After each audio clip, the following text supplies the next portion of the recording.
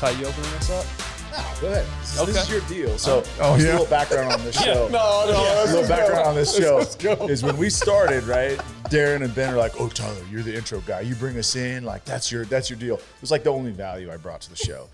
Well, Ben kind of weaseled his way into that position, and literally, You're about to see why. This for the intro is about past to be- year and a half or so, that's been his deal. That's been his deal. And so if I say anything now, like he it's gets like- over there all red faced, he gets all pissed because that's his thing. Yeah, this better be the best intro ever now. After that, appreciate you. And we're live with Josh Smith, the head man in charge at Montana Knife Company. Actually, just drove in from a hunt. Yep. Which is foreign to me.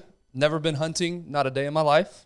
Darren, you've been hunting what? Once. Yeah. One time. Yeah. So Tyler, this may be an episode where you two just take it forward and we kind of just sit here and So enough Anyways, of these you guys. want to rotate the chair Yeah. and we just kind of interlock our legs and just get this thing done. No, man, appreciate you driving up. Thanks for coming on. Yeah, thanks for having me, guys. It's an honor. It's awesome. That's some tough shit though. Knives, hunting, Yeah. like manly shit that these two guys know nothing about. So Josh, we're gonna hit it off right, man. Yeah, it's I'm definitely fortunate to have carved out a pretty cool little space to be living in for sure. No pun intended. Yeah. That's good. That's good. Yeah, but the reason we reached out, and me, somebody who's never hunted a day in my life, but intrigued by it, Darren, same thing. And I told you this off air, what I love about this country and what I love about America is that you can literally make a living doing just about anything. And for you found your niche, you've carved your niche in the knife making world. And I think that's just so fascinating, so cool that you pursued that from a young age. And we'll get into that here in a second.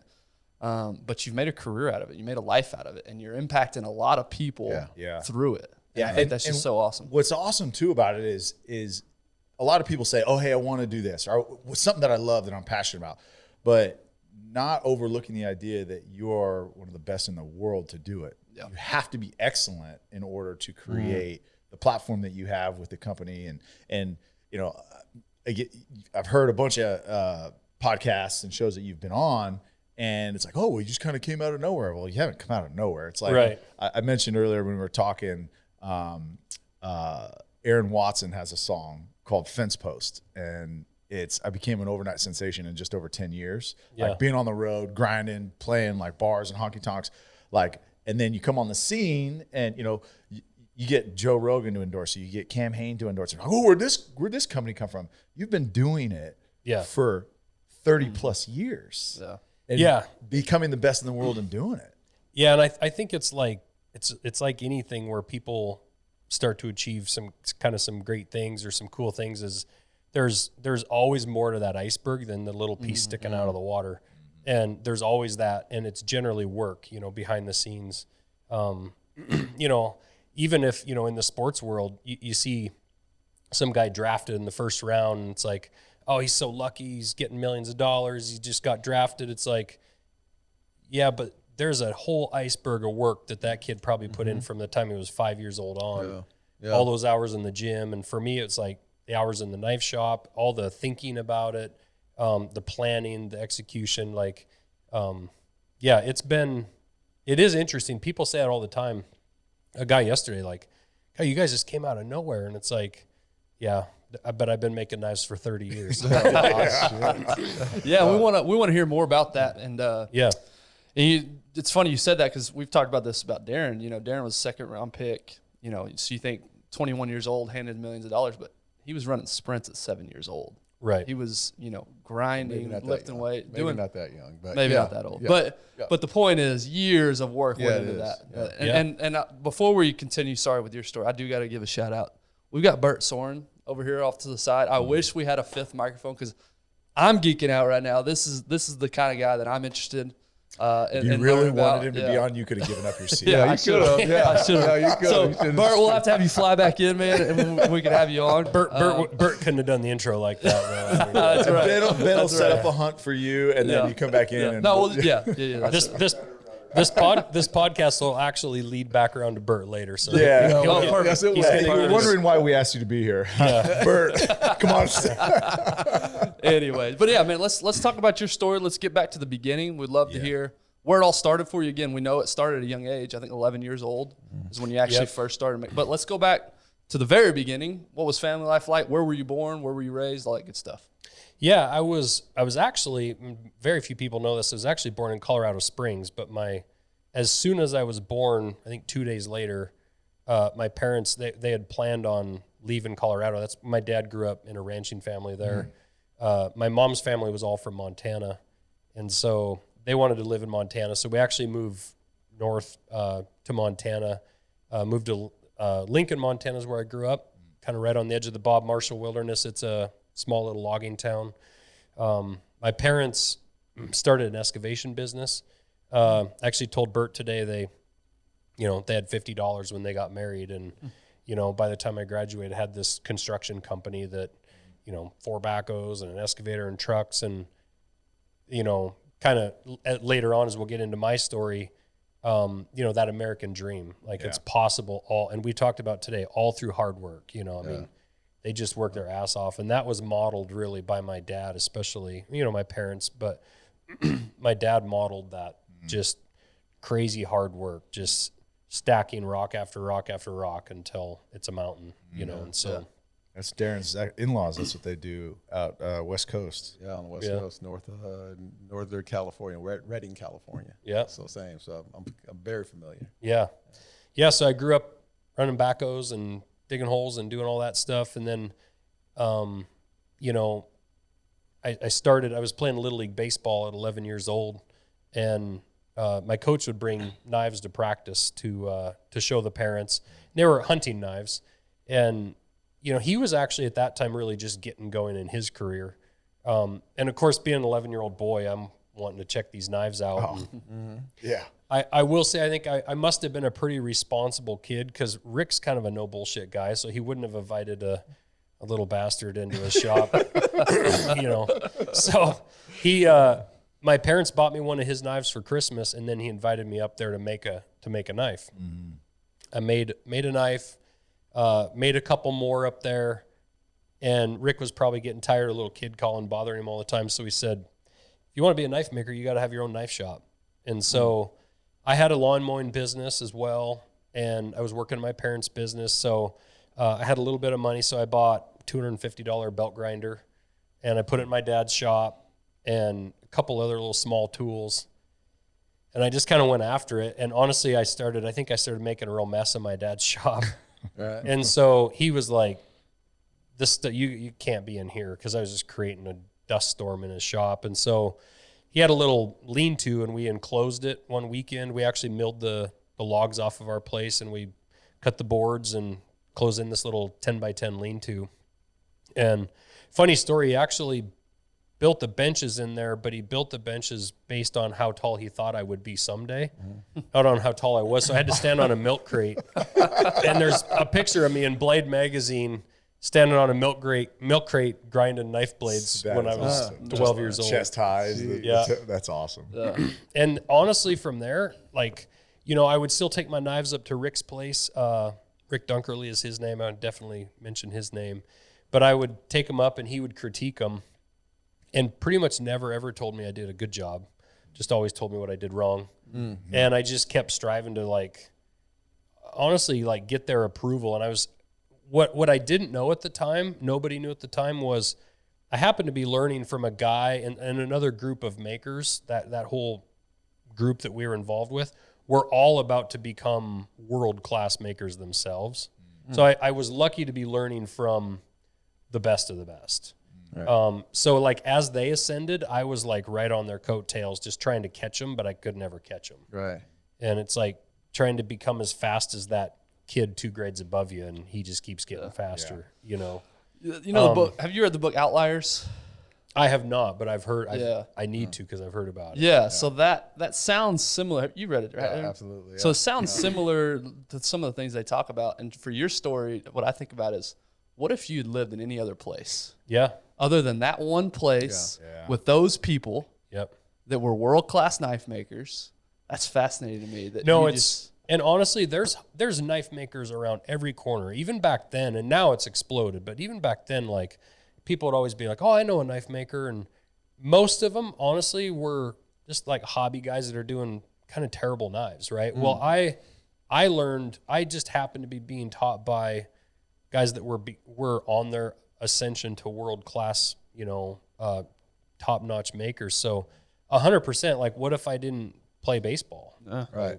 I mean, it's it's amazing how the world works.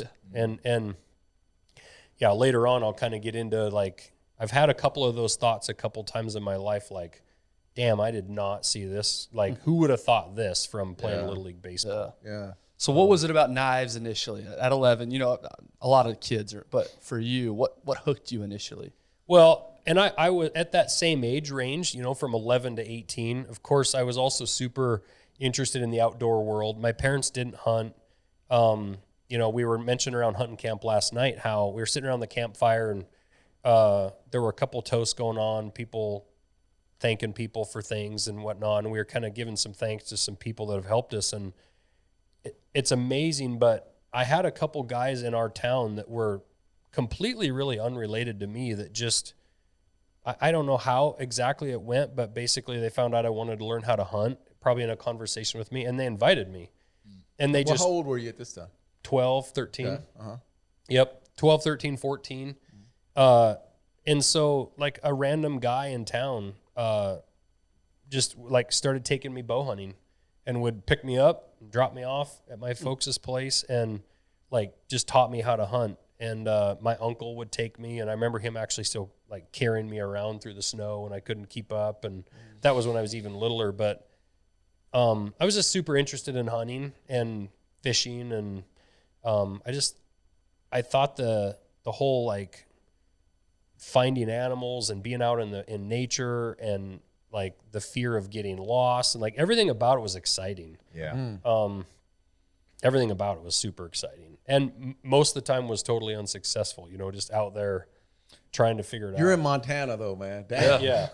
I mean, shit. And I was beautiful. lucky. Yeah. I was lucky because, like, our place did back up to a river bottom, so I could walk out from my house and go hunt deer down there and basically bust them all out and chase them away. But I mean, I did. I learned how to set up a tree stand, and I'd sit there, and I did. I ended up shooting some deer with my bow when I was 14, 15. Dude, what a life. I want to know what, like, bow technology was like then versus what it is now. We laugh about that because, like, I think I had a PSE, like, Thunderflight. Okay. And it was like the aluminum arrows, Easton, like, God, I can't remember, like, 2016 or something like that. But, like, we were laughing because it felt like I was dropping bombs from 50 yards. And now we're shooting 100 yards. Yeah. You're not shooting at animals at 100 yards, but we're target practicing at 80 and 100 yards all the time because it makes that 40, 50-yard shot easy. Bet you didn't know Easton's not just in the baseball. I was literally thinking the whole time. I The knew you baseball said- I company? had no idea that. Yeah. They had the bow and the arrow. No, just arrows. arrows. Just the arrow. Yeah. Yeah. That's amazing. So, back up just a little bit. Your family dynamic. Do you have siblings? A sister 2 years younger. Yeah. Okay. All right. So just the two of you with your parents. Sounds like your mom's family. But as you're going through this knife pursuit and, like, drawn to it because the outdoors, love the outdoors. But what are your parents doing? Obviously, your dad helped build a shop, but, like, from a support in a dream, because you were pretty serious about it from a very young age. Like, you were taking apprenticeships and you're like, walk us through kind of that process that you did to get, apprenticeship, journeyman. Sure. And then master, what's the Yep. top? Master Smith. Yeah. Yeah. I mean, my parents were super supportive. But honestly, my dad just worked so much. I spent a lot of time in the summer working with him, just helping in the family business. But, when I wanted bigger pieces of equipment, like a hydraulic press, and some of these pieces of equipment were a couple $1,000s, few $1,000s. So I would work in their business and would keep a tally of my wages. And just basically, once I reached a certain dollar amount of a tally of, my hourly wage, they'd help me buy something, or they would buy something ahead of time for me that I wanted or needed. Then I'd work it off. So they definitely enabled a lot of that. It was also, and I think more parents these days need to give kids more credit. Like, kids are more capable than most people give them credit for. Yep. I turned 14 years old at the Eugene, Oregon Knife Show, and I rode out there in a Cadillac, like, boat car, the old Cadillac cars. Oh, yeah. I rode out in the back of that thing with 3 knife makers, got in the car, and I didn't have a ride home from Oregon. They were staying for a while. And the plan was like, we'll talk to a couple of the other guys from Montana. We'll find him a ride home. And so your parents are, sure. And my parents are like perfect family, great parents. Like they weren't like unattentive. They were just like, it'll be fine. Like we'll figure it out. And so it's funny. I got in the car. We got to the end of my parents' driveway. My parents, they don't cuss a lot, and they're pretty like leave it to beaver family. And then I'm being raised by knife makers, Right. and it's like a locker room. Right. And we get to the end of the driveway, and Rick turns around and he goes, whatever you hear in this car, whatever says in this car or on this trip, stays in this car. He's like, your mom and dad think I am a respectable person, and we're going to keep it that way. and I learned a lot over the next number of years in hotel rooms, listening to knife makers talk. But, I mean, they sent me on my way, and honestly, I just was a kid out there being raised by a community of knife makers at these shows. And, I knew, like, I was a responsible kid, but I learned how to communicate with adults. I had to sell my knives. I had a table set up. And even in my shop, I was working with, I look at it now, I'm like, man, I had belt grinders and band saws. And I mean, I had some incidences in my shop that I did not tell my parents. You know what? That was one of the things that when I first met you, man, I had to do it though. I had to look and see if you had all your digits. Yeah. I just did. I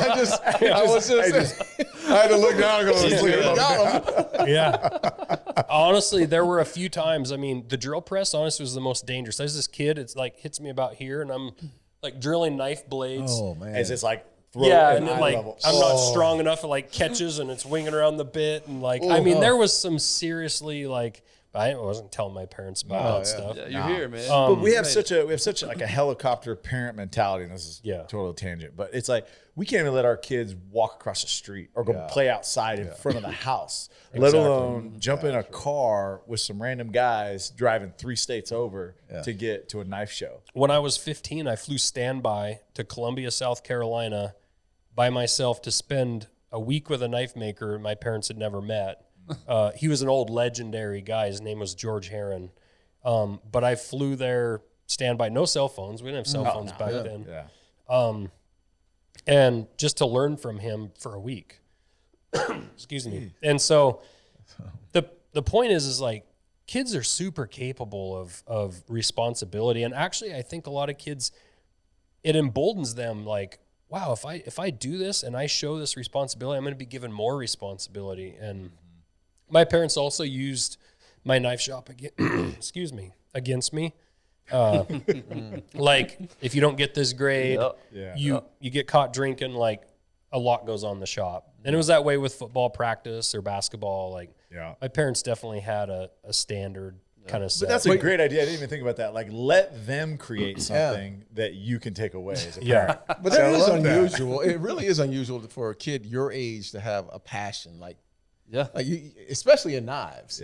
Like you'll see kids that have passions, in whatever sport it is or whatnot. Video games. But in video games, exactly. But you were willing to really step outside. The passion took you all over the country to learn more about your craft. It did, yeah. And to what you asked me about, I mean, I joined the American Bladesmith Society when I was 12. Excuse me.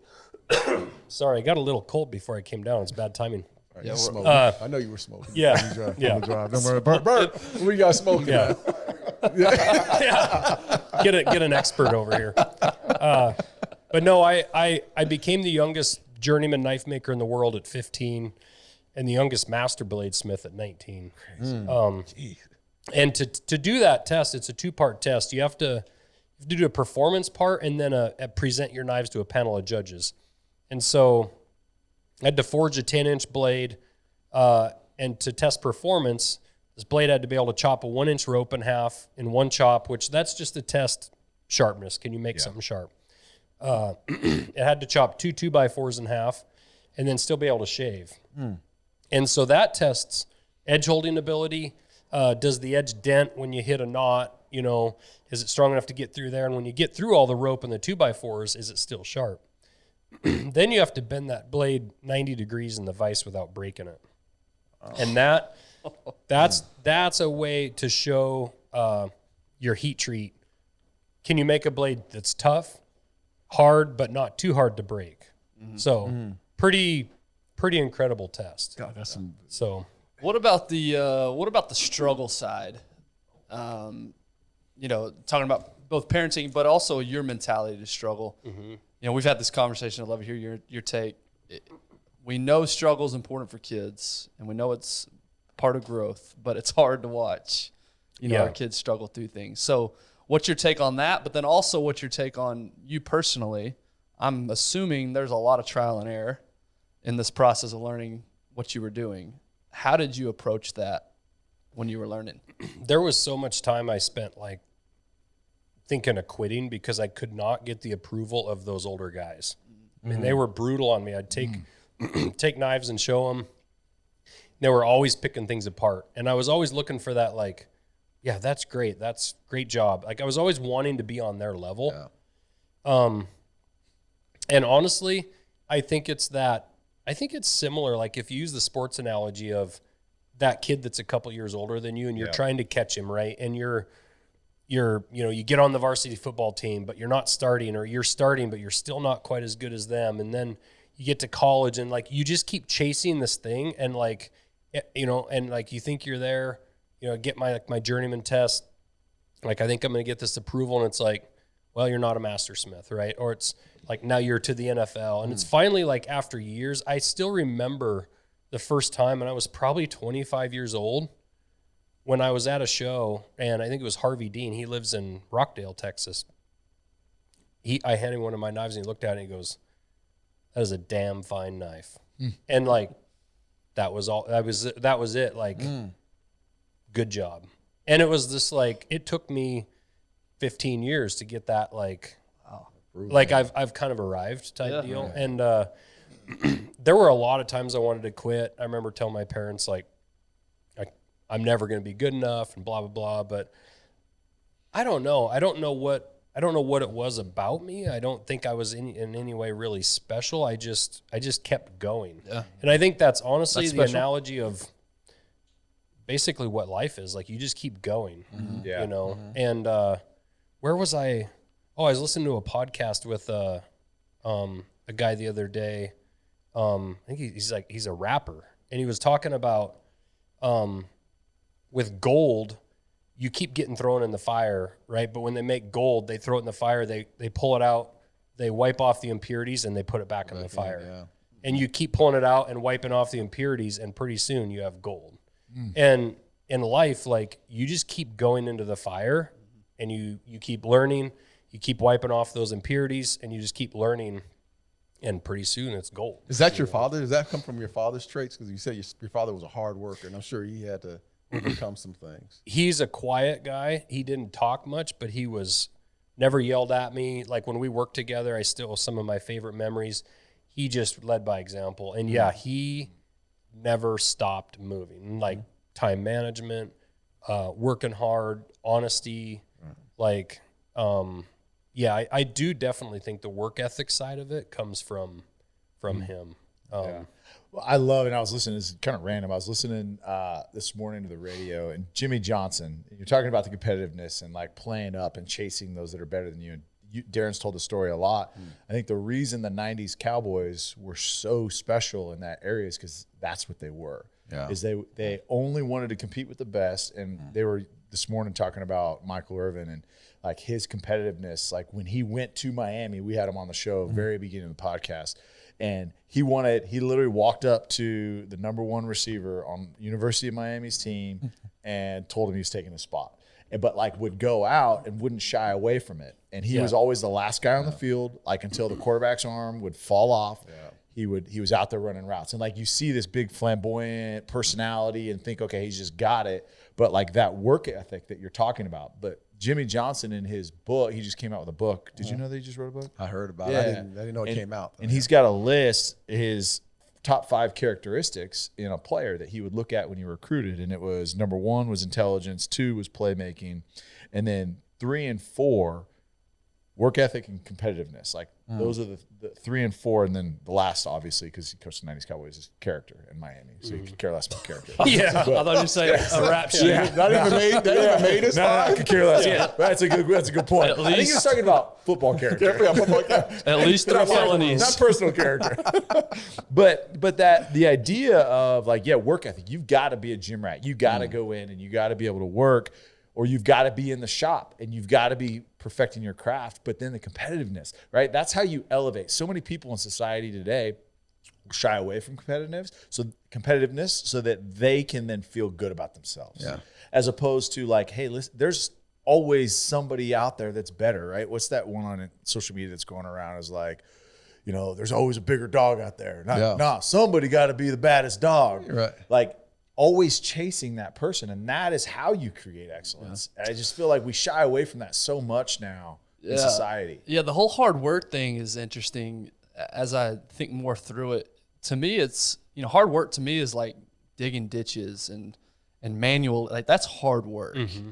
But for you, it sounds like knife making wasn't hard work. You were obsessed. So it's more obsession maybe than hard work potentially. I don't think so. Like, especially, I think it's more that way now with what I'm doing today. Like, as a quote unquote executive of a company, that's definitely probably a little more true. Like, it's a different kind of hard work. Back then, like, I was hand sanding blades trying to get like scratches out to make the finished knife nice. And like, there was like a ton of work. I mean, file working blades, and my fingers were always bleeding and cracked. And my wife actually gives me shit now because now that I'm this, executive, my hands are soft. Oh yeah. And Bert even heard it on the phone the other day. She was like those soft executive hands. She knows the a couple of like, city calluses this time. Paper pushing fingers now. I'm like, you sound like Darren. I'm like, I got to get in shape and I got to start grinding rocks together in my hands. So, yeah, but no, that. Definitely hard work. And like, honestly, with back to those Cowboys, Emmitt Smith, and when he leading rusher, all-time rusher in the history in the NFL. And you know what he did? He ran through tackles, right? And what I say, like and you could, again, with football and life, like if you just get tackled in life and you quit, you don't become the all-time leading rusher. Right. But if you just keep running through tackles, and it's like these guys that, 17 carries at halftime or going into the fourth quarter with 32 yards, like not a real good game. And all of a sudden you break one for 80 and you rush for 100. Everybody sees that it was a 100-yard rush, but they didn't see all that work in the first 3 quarters. Yeah, that's a great point. And honestly, that's, I think, how life is. Like, there's a lot of times you get tackled and then all of a sudden you break one. Yeah. And honestly, Bert and I talk about like trying to stay on top, which we're not, like with our company, we're still not on top at all, but it does feel like we've had this meteoric rise. But we, like, tomorrow's a new game. Like, you got to keep running, you got to keep running through tackles. And so that hard work piece to me is like the number one key piece. For sure. Yes. So let's go back. So you're in high school now. So when you're in high school, is the goal to go on to college, or is it just to start your own shop? Even at that point, it was probably to take over my parents' excavation business. I was go to college. Well, because I kept having all these old knife makers saying, don't do this as a living. Like, this is tough. Mm-hmm. And, go get a good job with benefits and whatever. And I was trying to listen to them. I went to college for a year. I duck hunted my way right out of that. Where did you go to school? Montana State. Oh, yeah. Nice. Bobcats. Yeah. Nice. They're better than the Grizz for anybody listening in Montana.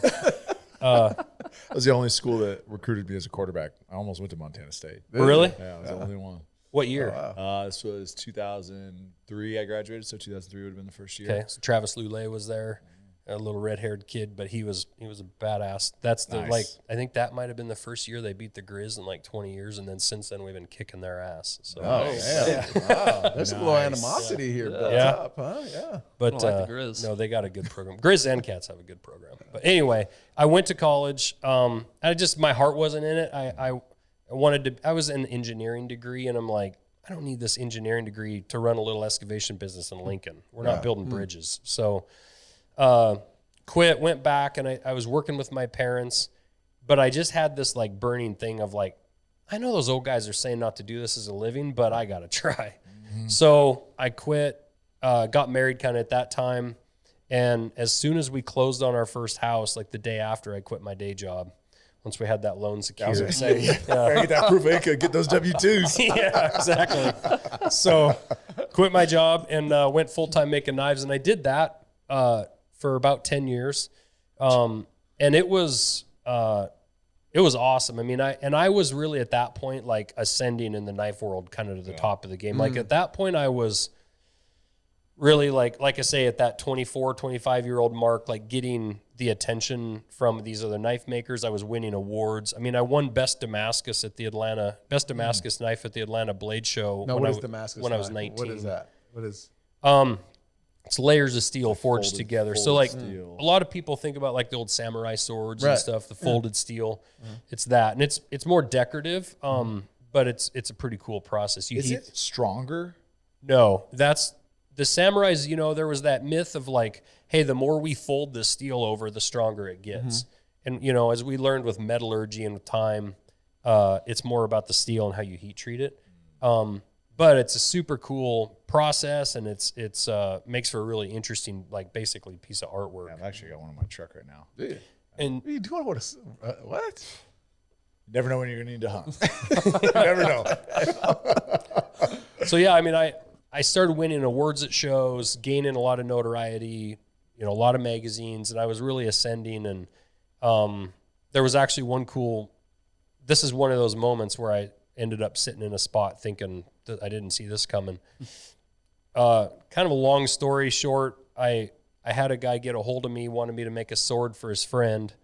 His friend ended up flying me to London to meet with his friend. And the night before, I finally asked him, like, what's his name?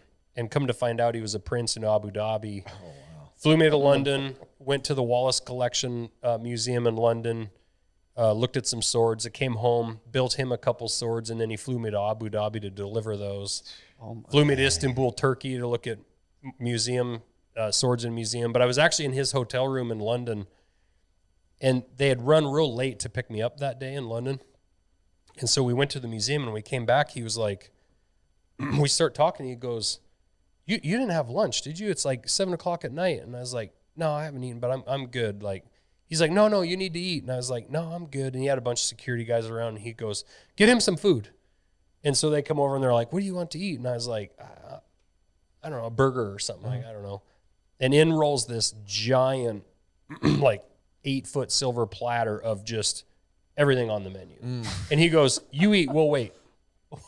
And I'm sitting in the middle of this giant hotel room in London with the ruler of the United Arab Emirates, or he was third in command, and all these security guys, and he starts watching soccer while I start picking at enough food for.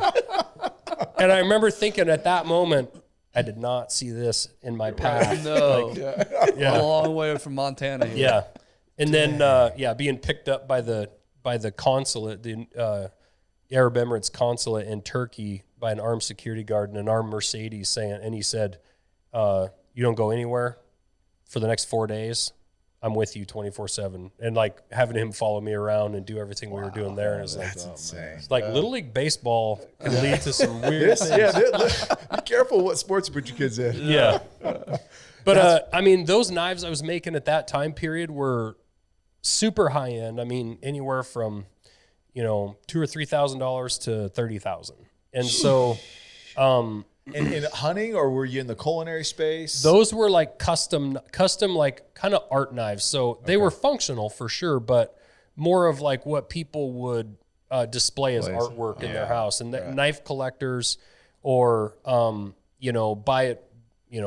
They would buy them as gifts and give them to people, and there's a lot to that. I mean, I'm using fossilized walrus ivory and fossilized mammoth ivory and these Damascus blades, and the people that get into that, I mean, it's kind of like artwork for men, right? That aren't into like paintings. Right. Yeah. And they like things that are handmade. And the other thing about that is, there's very few things that we pass down in this world. And it's usually knives, guns, art, and jewelry. Yeah. There's not a lot else that we like pass down. And And honestly, a lot of those knives, like one of the coolest things I always thought about the knives that we were making or that we do make, but especially those will be artifacts in thousands of years. Like those will never get thrown away. They'll be in museums down the road. You know, a lot of these custom makers, not just mine, but like guys that are doing that. And it's pretty rare in this world to find anything that's being made today that isn't intended to get thrown away. Yeah, that's a good point. So when you're at this time, how are you marketing, right? You don't have social media. You don't have that. Is it just word of mouth? Is it going to the shows? How are you building this business and clientele from small town Montana?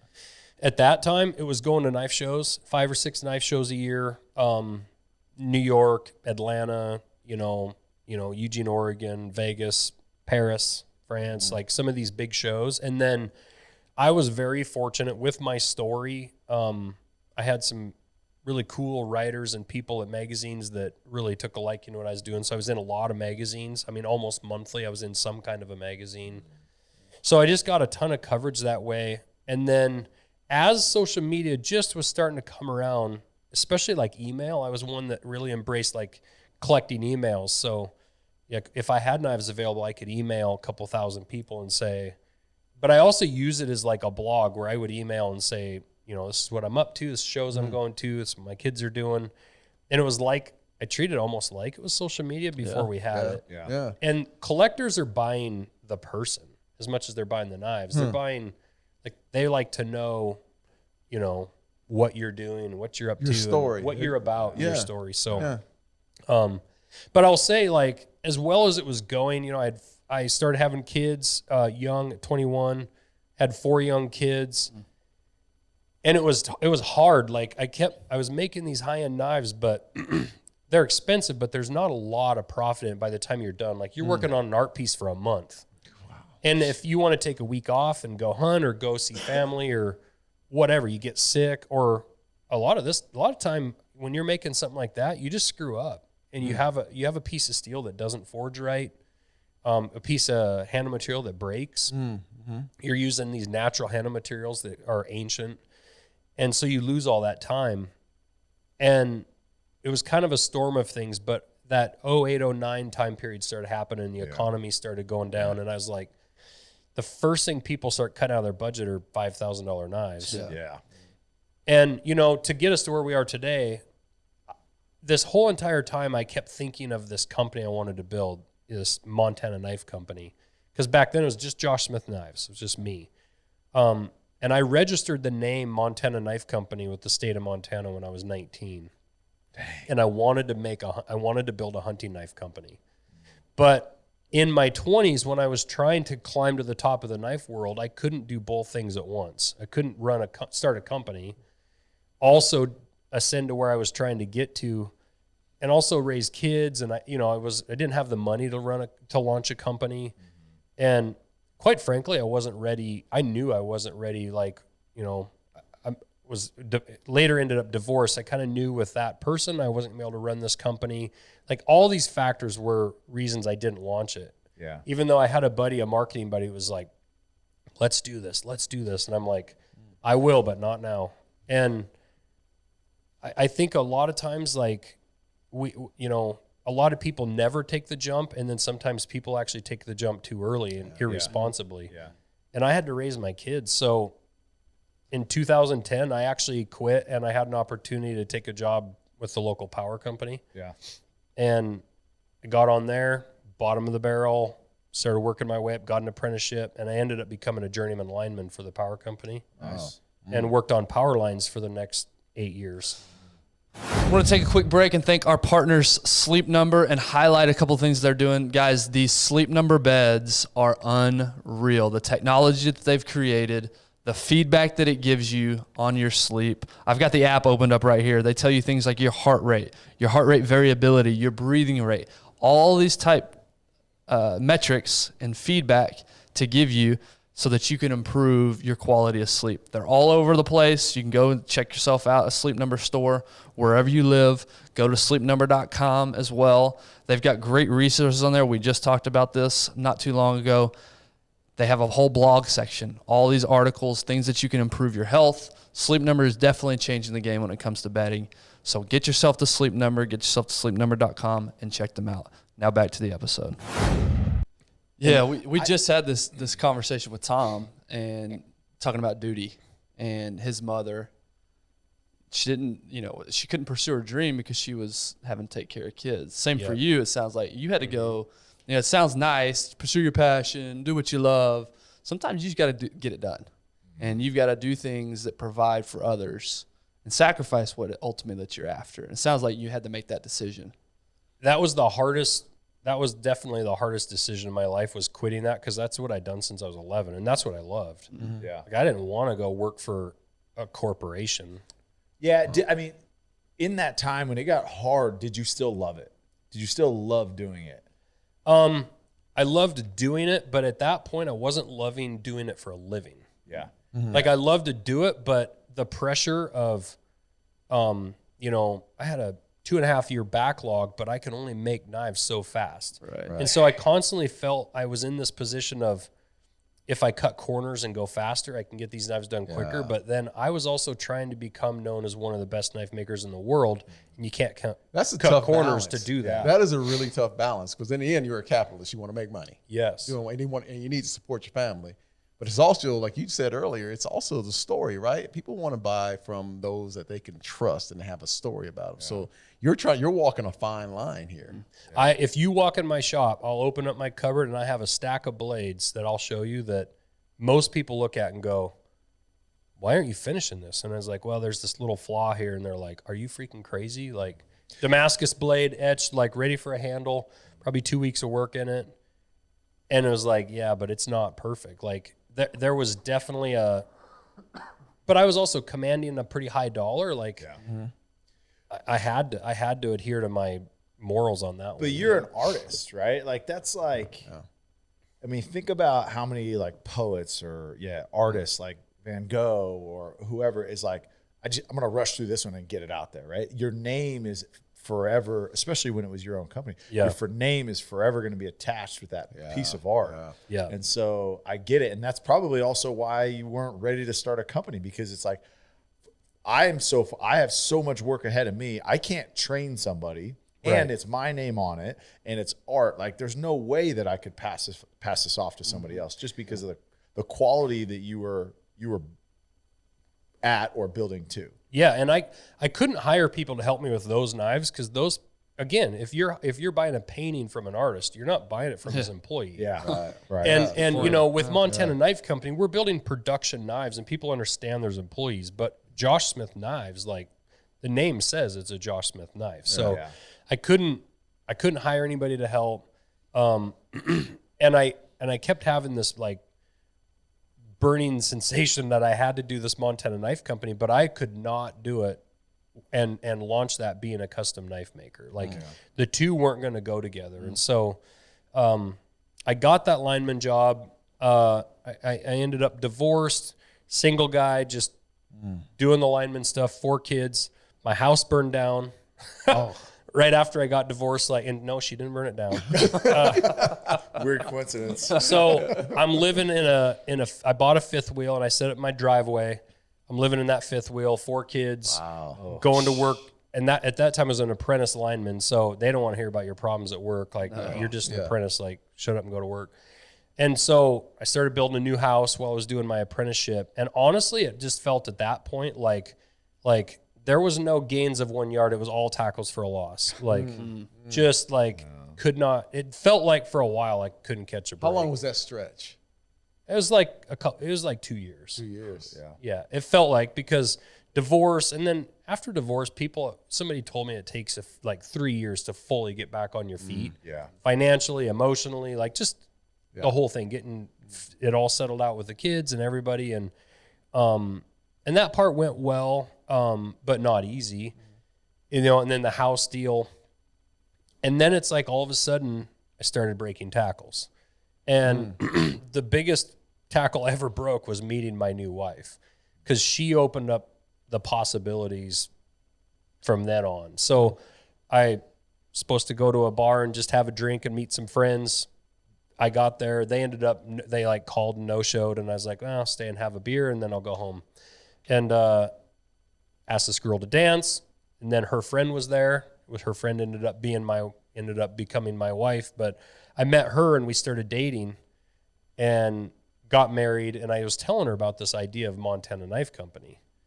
And she was just like, well, you should do that. Like, you've been dreaming this forever. And I was like, she's like, you should quit your job. And I was like, not right now. And I had decided, like, I had gotten to a point where I was starting to get back on my feet, and I decided, like, I'm going after it. And so the first thing that I actually did before even that was, they'd been bothering me to, kind of not bothering me, but they'd been asking me to do that show Forged in Fire on the History Channel TV show. And I said no. And then they were asking again. And a lot of knife makers were saying no, but then there were some guys doing it. And I thought to myself, I had kids that were getting old enough they could start to understand things. And I was telling my kids, like, they invited me on this TV show, and they're like, why aren't you going to do that? Well, you should do that. And I thought to myself, it's one thing to sit there on your couch and say, like, I could do that show. Like, I could win that show. It's another thing to put your ass on the line in front of all of America. Yeah. You know, and you guys know better than anybody about failing in front of people. Yeah. And so I thought and I hadn't been making knives for about the last 5 or 6 years, like full time, right? Or 7 years, 6 years. I'd been doing a little bit on the side, but everybody kind of thought in the knife world I was like gone. I was just doing kids' laundry and trying to stay alive, you know? Right. And so I did that show, and I went on, and I didn't win it. I took second. And I did it 2 times in a row. But I built incredible swords on that show, and kind of like showed myself and people, like, I'm still here. Like, I'm still around. And essentially I failed in front of everybody. Like, I didn't win it. But I told my kids, like, you can always be proud of, like, trying and going after it. And honestly, that was a big moment for me of just, like, saying, like, I am going to get back after it. And from then on, like, when I met my wife, she's like, you should do this. And so I started making some prototypes for this Montana Knife Company. And I was doing all this in the evenings after work. What years are we talking here? 2019. So okay. 18, 19. Okay. Jeez. Yeah. So in 2000 I met her in 16, I think, 15 or 16. And then, you know, we started talking about it, and I did the Forged in Fire, I think, in like 16 and 17 or something like that. And I kept talking about MKC, but I wasn't doing anything. And finally it was like, it's time to do it. Yeah. And so I built these prototypes, and this is where Bert Soren comes in. I got an invite from another knife maker, which is really cool. Knife makers are very sharing, and like, it's not a closed down community. It's like, hey, I got this cool opportunity. You should come with me, and we'll do it together. So Neil Camamore invited me to this event at Bert Soren's. It's called Winter Strong. And I knew nothing about it. Like, bring a tent and enough clothes to stay warm. Okay. And it's a cool deal that Bert puts on, where he invites people. He likes to call it thin air and deep water. People who are in thin air or in that deep water, they go deep into what they're doing in their crafts and their sports or their businesses. And he's got everybody, you know, they make exercise equipment. So they make, you know, weightlifting gyms, and a lot of people see, like, you know, the Oregon Ducks weightlifting room. Well, they build that whole room. But Bert likes to hunt as well. And so he's combining his passions between exercise and fitness and the outdoor world. And so he'll have professional athletes there, or coaches, strength coaches. And he'll have bow hunters there, and people who are military guys who are shooters, professional shooters. He combines all these amazing people, and then they teach each other their skills. And you kind of just like, hey, you were in the NFL, but that whole time you were playing, you didn't get a chance to learn how to shoot a bow. Right. So like, and it's basically a giant networking. And what was amazing is I went there and I helped teach like blade forging for knives. And I had these prototypes, and I was showing them around, and that particular community was incredibly supportive. Like, and we're talking like everybody there is extremely like accomplished to the highest level, Olympians, like all these people. And then there was me. That's what it felt like. It's like everybody and then me. And those people were like, you should do this. You should go after this. And I went home from there with this like feeling of just like on a mission, like that I had like kind of wind in my sails and like, why not? And that was actually right going into COVID. That was February of 2020, literally flying home, watching the news and like, hey, this COVID thing's something. And then like 2 weeks later, the world shut down. And the last time that the economy got bad in 2010 and the housing market crashed, I kind of ran from my passion. Yeah. I went and got a lineman job and I quit making knives. And this time I just basically closed my eyes and just ran straight into it. I'm like, I am not allowing outside factors this time to determine what I'm going to do. And we just flat out ignored COVID. And I started building more knives through a connection at Store Next. I met a guy that took some pictures and built me a website, and I ended up offering him a partnership in my business, Brandon Horoho. I'm like, I can't afford a marketing guy, so here's here's money that we haven't made yet. Yeah, here's a bunch of my business. And Brandon's like, oh, thank you. Yeah. And so we just kind of kept like rolling throughout that year and things were gaining traction. And finally, January 1st of 2021, well, December 30th, I needed one more day off that year. I needed the 31st off to go meet Thomas Rhett, the country music singer. Yeah. And my boss wasn't going to give it to me. He's like, well, you're out of vacation. And I was like, yeah, but I got to go meet this guy. He's pretty well known and I don't know where it could go. And he's like, too bad. And so I said, hey, I need this day off. Like I'm telling you. And so I came in a week later and I'm like, all right, what about tomorrow? I need tomorrow off. And he's like, can't do it. And I was like, all right, I'll be done at noon. And so I quit my job, went and met up with Thomas Rhett. And then January 1st of 2021 was like, let's go. Let's get it. And our goal for that year was to do like maybe 100,000 in sales. And we did 1.9. Oh, so, wow. And I say that just saying like, you know, we just kind of just went after it. Yeah. And honestly, people supported us like crazy. We couldn't afford any marketing. We didn't take a paycheck till June. Brandon and I didn't take any paychecks. My wife and I lived off savings. She was still teaching school. Did you do like a friends and family round or anything to raise the money? Or No, we didn't do any of that. Nothing. No, we just made blades.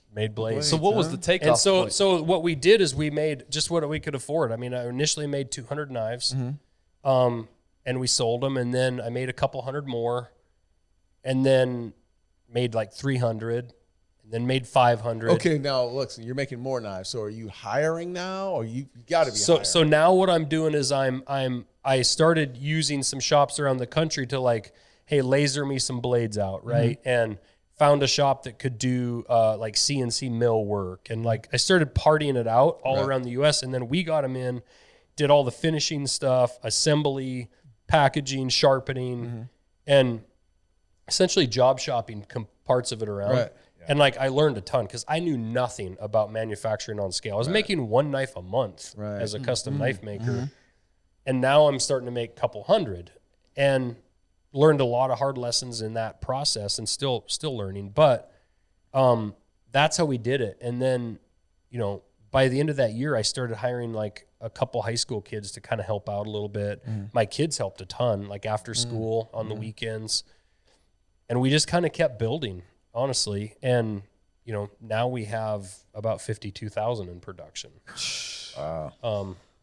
So still can't keep those. Yeah, can't keep them in stock. Which is insane. Which I love the story. I love that you jumped 2 feet in. It was like all in. I think there's so many, and I'm guilty of this, right? It's and anybody at our real estate company that's listening, I love my job, and I'm gonna do this forever. It's the greatest company ever. I love it. But However, and my wife was the same way. She's like, look, go do, like you can do XYZ, whatever. I'm not going to get down that rabbit hole, but it's like go all in. The problem is we just kind of tiptoe, like, I'm going to see if I'm good enough, or I'm going to see this. Like you going on the show, you found out that, look, I could not win, And guess what? I still woke up the next day and I could still make knives and I could still do it. Like the consequences aren't as bad as I built it up to be in my head. Yeah. But I love that you were just like, nah, like let's go, let's do this. And then obviously learning a whole new, like the supply chain aspect of it, like learning that side of it is a nightmare, especially during this time. Yeah, during COVID, it was huge. Like getting steel was like a major issue. Yeah. So and that you like, sorry to cut you off, but I mean, you get one life, and like I could not like you have one heard shot. that before. One shot before. One shot, and you could not. I could not live with myself. Like I talked about building this company for 20 years. I mean, I registered the name when I was 19, and I launched it when I was 39. So for 20 years, I just talked about it. Is there anything, Darren, that you wanted to do or liked at 19 that you still liked and wanted to do at 39? No. Besides women. Besides, I was going to say, there's one thing. No. No, that's probably it. That's probably it. That's probably it. We're going to my wife. Sure those socks are on. I'm sorry, baby. You're the only one I love. You know, the question I did have for you, though, is, you know, that's a tight-knit, the industry that you're in, knife making is a tight-knit group, right? And there's, I'm sure, did you get any flack for going that direction?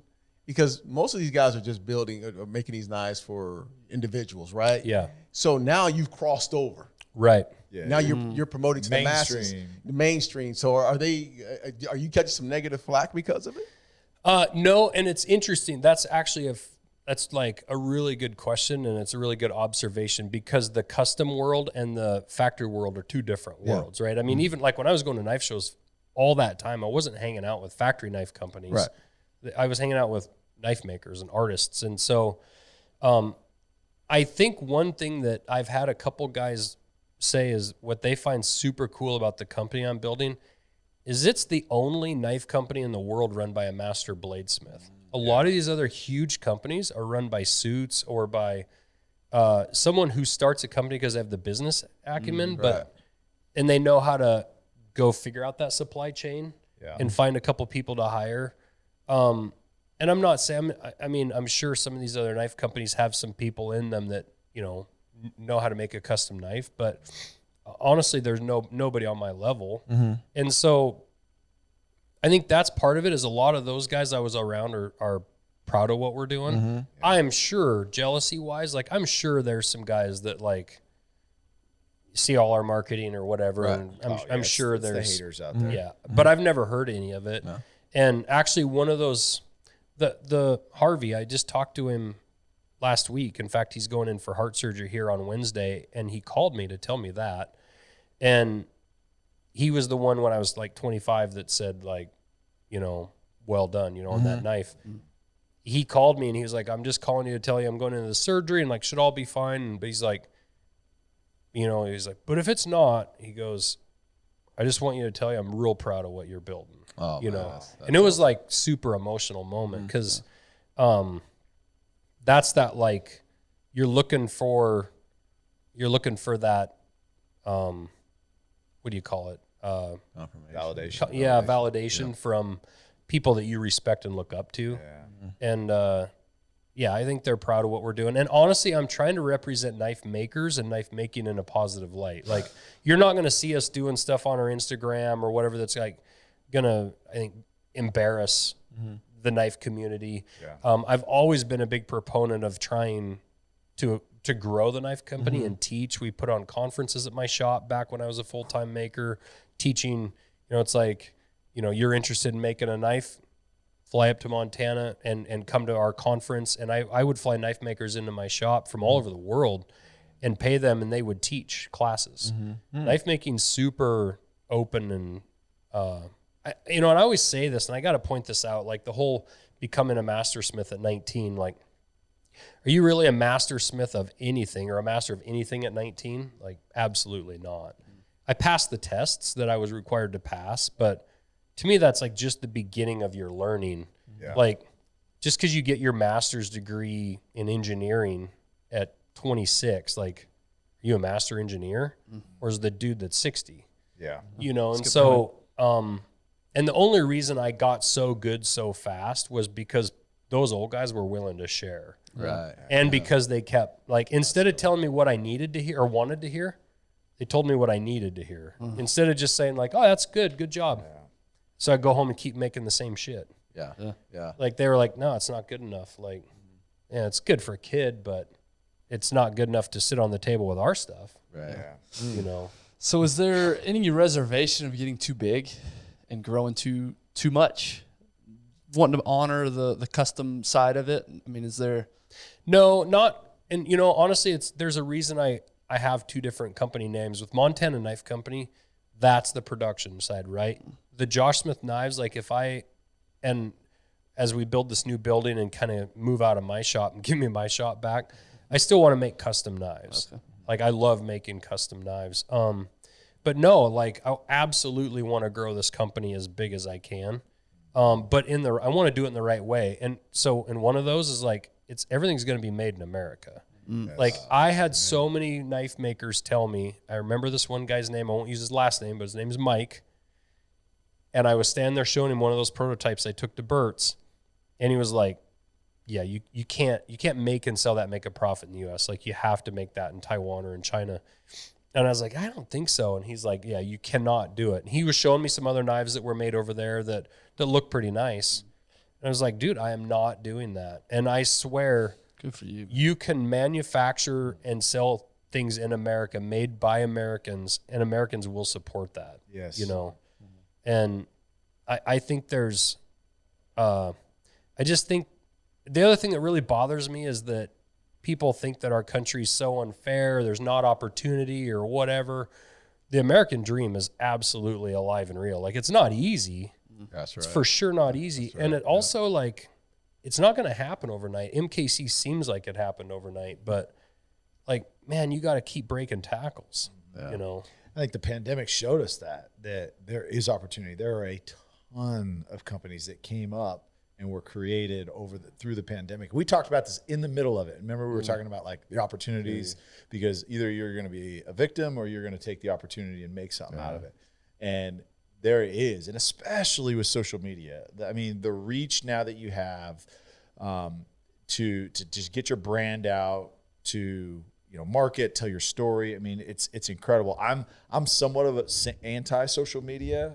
Ben's always on me about it, like not doing anything on it, like because I as well. I get it, but when creating something, telling a story from a business perspective, I mean, there's so much opportunity that you can do, and you guys have done such a great job with that. Well, and I heard you talking on, I think it was Mike Glover's podcast. Yeah, knives. It's hard. Like, social media is very restrictive on a lot of the content, and you were talking about. Yeah, we can't buy an ad. Yeah, you can't buy ads. I can't even buy an ad to sell a shirt. Yeah, because we make weapons. Yeah, no, we've been restricted, and just because we make weapons now, what we might be able to get around down the road is when we start making we're making chef's knives, but we have to. That's different. We're gonna have to pull like some weird shenanigans, but like with our hunting knives, we cannot. If we try to advertise a hat that just is not even a knife on it, just like a Montana Knife Company logo, gets denied every time. No way. Yep. Yeah, but the stuff you can see on Instagram, it's like it's amazing. Well, you can see naked chicks. You can't see that. I was gonna say, yeah, for sure. I mean, morally we can't show that, but right. Yeah, naked chicks. Even like Brandon, my business partner, takes amazing photos, and he's set up, you know, say a knife photo, and he'll maybe throw a lighter in there and a cigar or something, and like a couple bullets in it, like from a hunting rifle, right? And try and make this like cool, like log cabin looking scene. And just the bullets alone, like it'll get red flagged. Well, artistically speaking, your page is just, I'm just drawn to your page. Yeah. Again, not a hunter, but that's what initially, it's just cool. Like, it's just a cool company to be associated with. No, I appreciate that. And that's Brandon. I mean, Brandon does an amazing job with that. But, you know, and also too, like, I think our stories resonated so much with people, and especially like with launching our chef's knives, like you don't have to be a hunter to want one of our knives. And like, we're working towards making pocket knives eventually. So just, you know, it's like, if you want to carry a pocket knife and you're heading into an interview for a job, like it won't just be hunting knives, but, that whole story of American made products, you know, and building it, we didn't borrow any money. we haven't bought any ads. Like, we're just now starting to spend some money on advertising. All grassroots, just like so awesome. One brick at a time. Yeah, and honestly, just taking, and that's what people need to realize when they go to build their brand or their business. You don't have to necessarily go out there. Like, do I want to be laser cutting blades in New York forever? No. I mean, I want to be able to laser cut our own blades. Yeah. But does that then mean I'm going to go borrow millions of dollars to buy a laser or take a bunch of equity? Well, no. How about you just take some time and build it slowly? And now we're starting to move those pieces in. Like our new building we just built, we're moving 2 or 3 of our processes in-house. Mm-hmm. And we just kind of want to keep chunking at it. Yeah. And I also think, the whole idea of going out and just borrowing a ton of money and leveraging yourself, we didn't do that. We just took what we could afford to do and started to build it. Yeah, that's amazing because you built this company, and there's part of the thinking that a lot of entrepreneurs say, hey, let's go as fast as we can. Yeah, let's take as much VC dollars as we possibly can. Let's get out to market. It's a land grab type of deal. You're not taking that right now. You're just going to continue to build it slowly. But your phone's got to be ringing. Oh, it is. Yeah. No, there's several places trying to buy in and buy us and do that kind of stuff. But I want to build a generational company too. I want Montana Knife Company to be around forever. I want to build it the right way. The minute you take that, you're now beholden to what other people want you to do. And honestly, like, I'm making a good living now. I'm getting to come down here and hunt, and it's a tax write-off. Like, why get greedy and try and go too fast? You said that on the mic. You said, Bert, save yourself. Run. FBI, when you're listening. Sorry. We'll edit that part. Sorry to the new 70,000 IRS agents. Yeah, IRS. He was just kidding. Hey, I'll get that to you. I promise. I'll get it to you. But no, I mean, I'm as much as we're trying to grow it fast, there's just certain limits to what we're willing to do. And honestly, even launching things like our chef's knives were basically ready. I sent Bert one months and months before we actually launched them. But they weren't quite exactly right. And we waited, and Brandon was like, I want to launch these. And it's like, they're not quite right yet. And I just think taking that time and making it, I think it'll prove to be much more solid and sustainable over time. Yeah. So I want to go a little bit into the weeds just because I'm that guy that if I'm in a Cabela's or, Shields here or anywhere, one of the first things I go to is the knife section. I don't know why. I just, anytime I'm somewhere, I'm like, I'm going to get a knife. I love knives, but I don't know the difference between a good and bad knife. Okay, is it sharp or is it not? Right. So walk us through maybe just the process, right? You say, okay, hey, I get the steel, I get laser cut. What makes a good knife? And you mentioned earlier, okay, how the steel is made, but how do you source that? And back when you were doing it custom-wise, were you doing any of that in-house? All right, I want to take a quick minute to talk about our partner, Choctaw Casino and Resort. We are really, really humbled and grateful to be a partner for them. If you've listened to this show for any amount of time, you've heard how great the resort is there, how great the casino is, the new expansion. They've doubled in size, 3,000 new slots. They've got unbelievable sports bar. They've got unbelievable restaurants, unbelievable movie theaters, arcades for kids. It is endless, the things that they've not only improved but added. But it's just the experience that they provide is second to none. Choctaw Nation has done an incredible job with the community, with philanthropy, with support. They have just done incredible things. So we are extremely humbled and grateful to partner with Choctaw Casino and Resort. Make sure, I know you know it, but it's just a short drive up 75. Go check them out. And now back to the episode. Yeah, so good question. So first of all, as far as the custom side, yes, I was buying raw steel, cutting the blades or forging it, doing all my own heat treating, all of it. Nothing old school, hammering it like a blacksmith. Yep. And you can see pictures of that on my Instagram and all that stuff. Yes. And that's the knowledge. That's the knowledge piece of going into the company of knowing how to heat treat steel. That's part of that master and journeyman test. You have to be able to heat treat that blade yourself to make that blade perform. So, And honestly, there's another reason I think that MKC's kind of taken off so fast is, the story's great and all that story stuff is fine. All the marketing whatever, but like ultimately the product has to be good. Yeah. Sure. And there is a reason why I wanted to launch MKC, and that's because every store, Cabela's or wherever I walked into, I would pick up the hunting knives in their cabinets, and the hunting knives in there felt like they were knife companies that said, we need a hunting knife. And they just like had their engineers kick out or their people kick out a hunting knife. But like most of those companies you see making those hunting knives, their bread and butter is like pocket knives, right? Mm-hmm. You know, you're seeing some of these major brands and they have a hunting knife, but it's like the guy that designed and made this is not a hunter. Yeah. 100% he could not have been a hunter. The other thing is our knives can fail. And a lot of companies you won't see, like you can break the tip off of our knife. If you use it improperly, you can break it. And the reason why is we make our blades thin. And the reason why we make our blades thin is I don't want to carry extra weight around in the field. Yeah. And the other thing is the reason I like a blade to be thin is because it's easy for the consumer to sharpen. If all you're doing is cutting with that knife and some chopping or a little bit of prying or whatever, that blade's going to hold up fine. If you're going to use it like a screwdriver, it's going to break the tip off. Yeah.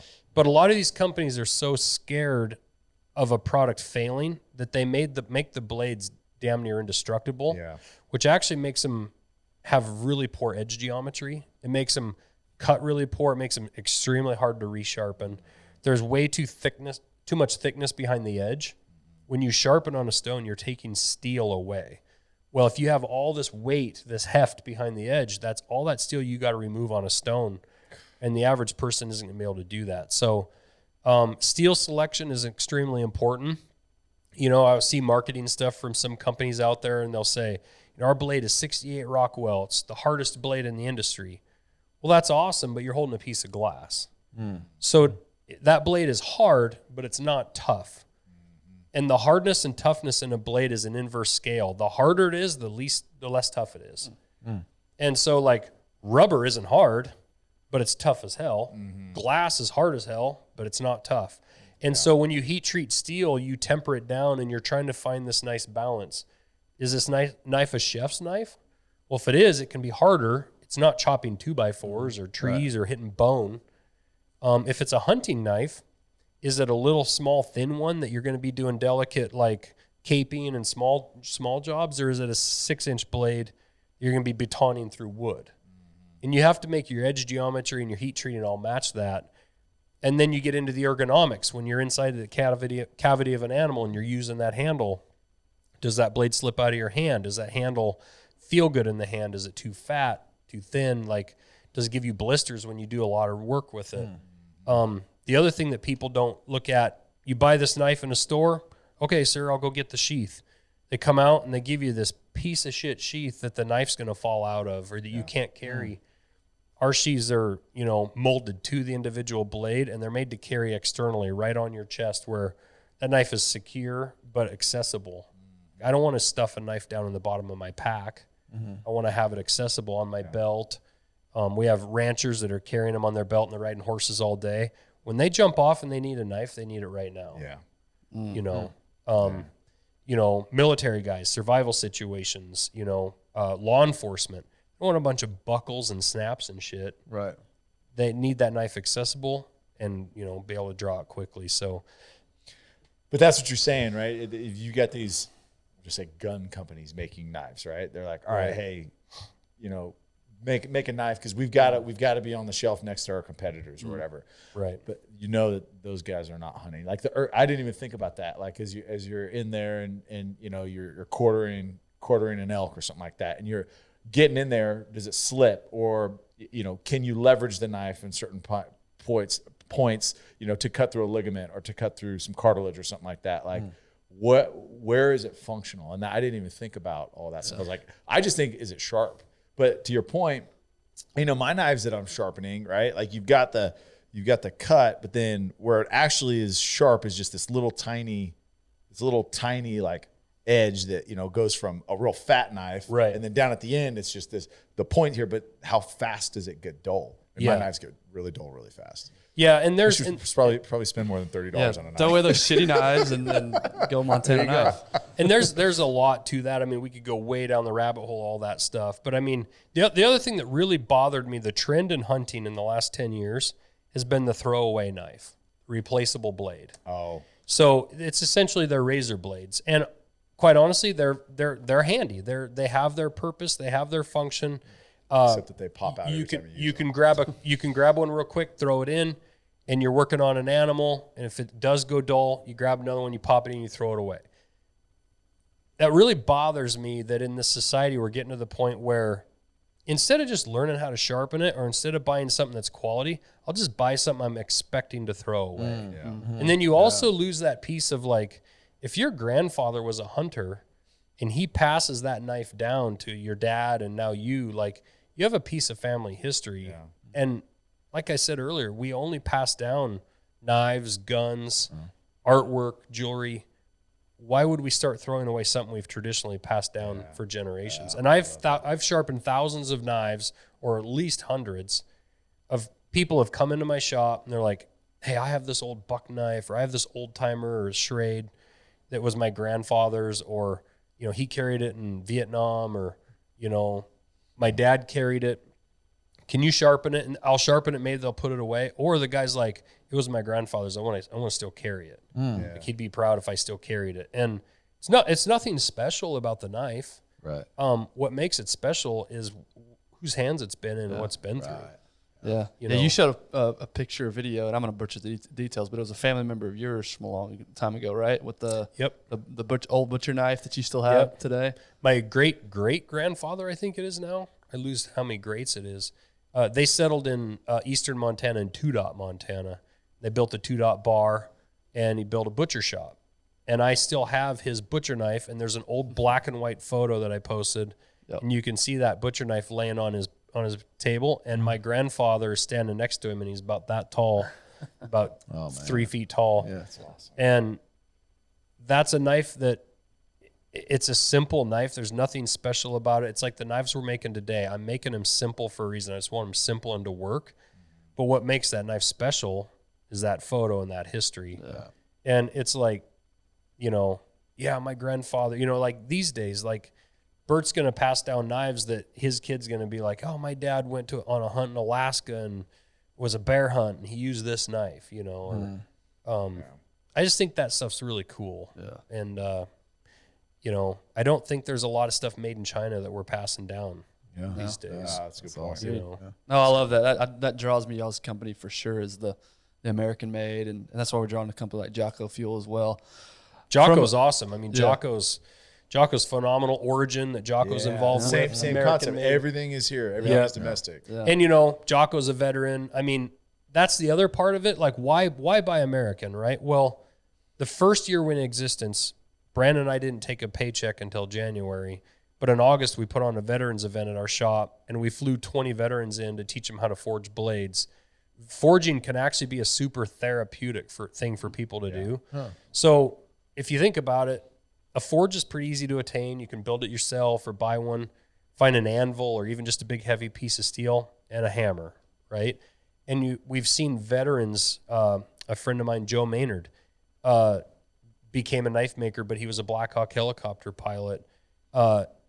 Those guys, you know, you get off work at 5 o'clock and you have 5 more or 6 more hours or whatever that you're going to be up, and those guys need something to do. And they sit around stuck there with their demons or their thoughts. Maybe they're having a rough day. You go out in the garage and you light that forge and you start beating on a hot piece of steel, like the world disappears, right? You can get lost in it and make hooks for your wife's kitchen or make a gate or make knives or whatever. It doesn't matter. Decorative stuff. It can be super therapeutic. So we brought in those guys, and 2 or 3 of them have like fully taken off, like forging and doing stuff. And that's awesome. Yeah. From an entrepreneurial standpoint, you know, somebody's listening to this, they're in the hustle phase, they're early on. What encouragement would you have for someone like that who maybe it's not taken off, you know, as quickly as Montana, which we know by your story, it's not like it wasn't overnight, but maybe it's not going according to plan. How would you encourage that person who's in the middle of it right now? I mean, and I've had guys that have messaged me and be like, "I'm thinking of quitting my job. Your story is so inspiring." And it's like, well, cool, but I mean, you have to be smart about it. And you have to be responsible to your family. So honestly, I spent a ton of time in the beginning just thinking about it, and there's a lot of planning involved. And honestly, a lot of these people, they think they need to quit their job, and the first thing I'll DM them back is, "How many hours a night are you working on it?" Well, I'm not. Well, then you should probably start working on it at night first before you quit your job. What time do you wake up in the morning? I'm super out of shape right now, but my only excuse I'll use, and I've told Bert I need to end it and put time in for fitness, but like, it is like early till late. Yeah. And that's what it takes. And, those people that think quitting their job and just working from 8 to 5 it's generally not going to be successful. Yeah. So take a little piece of it. Maybe start working on your website. Start finding some help. So one of the smartest things that I did, frankly, was admitting that I am not a marketing expert. I cannot build websites. I cannot afford to hire a guy to dedicate enough time. So through some good fortune of finding the right person, I found a guy and I delegated that out. And I gave him a large percentage of my business as a like, hey man, if this works, we're all going to do well.